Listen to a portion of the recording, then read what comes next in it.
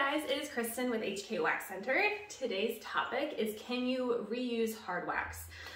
Before I jump in, if any of y'all have any questions, comments, concerns, feel free to comment down below, like, subscribe. I love chatting with you guys, so don't hesitate to reach out if you have any questions. Also, if you are an esthetician, a cosmetologist, or currently in esto or SD or cosmetology school, and you're on Facebook, then feel free to join Wax Club. It is for professionals only, but it is a really great group of people who are very helpful and very kind to one another. So there is that. Now let's jump in. Okay, so can you reuse hard wax? This is a great question and I get it all the time. And I actually have another video, which I'll explain here in a second, that kind of links to this one.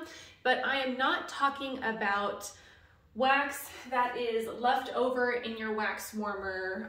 Like say you have more wax than you needed for the amount of clients you had that day. You don't need to throw this out. This wax has not been touched by a customer, hasn't touched someone's skin. So at the end of the day, I would just put my lid back on, turn off the warmer, go home, next day, turn it back on, and you can use it. What I am talking about is wax that has touched a client's skin, so a wax strip that has been laid on the client and has been removed and now has hair in it. That wax is contaminated and you cannot reuse that wax, or you should not reuse that wax. Now people do, and it's absolutely disgusting. There are companies or salons that will use some kind of machine that will filter or strain the hair out of the wax. So all that's left over is the wax with no hair. I'm really not sure how they do that, but I've also heard of salons using pantyhose to filter, same thing, filter the hair out of the wax. I guess they would just get the wax really hot, so they would reheat it. They would then pour it through pantyhose, which the pantyhose will like grab on those hairs. It wouldn't go through, so what's left is just the wax. That way they don't have to spend more money on wax. Now, being a waxer as a salon, that is most likely going to be your biggest expense. But that doesn't mean you need to cheat and reuse wax. Please, please don't do that. It is not worth it. It is disgusting. You will absolutely get in trouble if you get caught, and you could potentially really hurt a client, harm a client, if you're passing things back from one client to another. That's awful. Please don't do that. Now, if say you are just wanting to practice, but you don't want to waste the wax with practicing, you're trying to get better technique or whatever.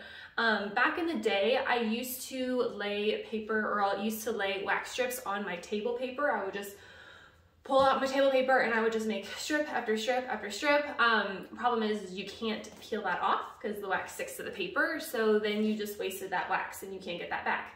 That's a total bummer. We don't want that. So I do have a solution for you if you are just practicing. You can use a silicone mat. These are phenomenal because all you have to do is clean the mat. I would recommend rubbing alcohol. Now that it's clean, obviously make sure you're wearing gloves, but you can now lay strips on the silicone mat. And because it's clean and it's silicone, the wax will peel right off. So not only can you practice laying the strip, you can also practice removing it, which is just as important as laying it. It goes both ways.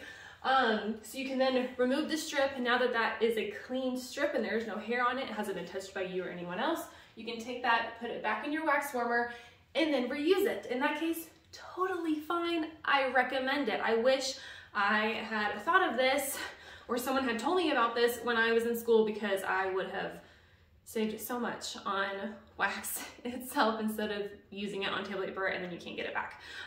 In addition to a silicone mat, you can even draw out something, like say I have another video where I drew out a vagina and showed you how I did my technique for like a Brazilian wax. You can do that too. I just used a Sharpie here, where you can draw out eyebrows and, you know, practice your eyebrow strips. The possibilities are endless. You can also take this and lay it over a body part. For example, if you are trying to practice waxing the curve of the arm, you can always lay it over the arm like that and practice in that direction, or over a leg or on someone's back or something like that.